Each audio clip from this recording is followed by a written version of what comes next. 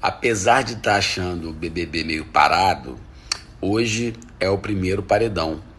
E quem está no paredão é o Diogo Almeida, que é a única pessoa da casa que eu realmente conheço, que eu tenho uma relação. Então, eu queria aproveitar esse momento para dizer, né, para todo mundo que o Diogo é um cara muito maneiro. Eu conheço ele já desde Mutante, se eu não me engano, ele fez Mutante.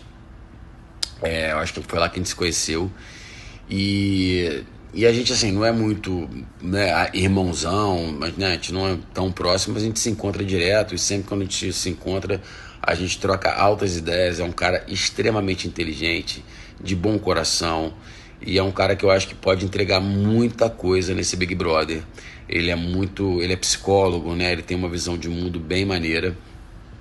E eu acho que ele pode somar muito, né? Uma referência aí. Então, bora votar para ele ficar?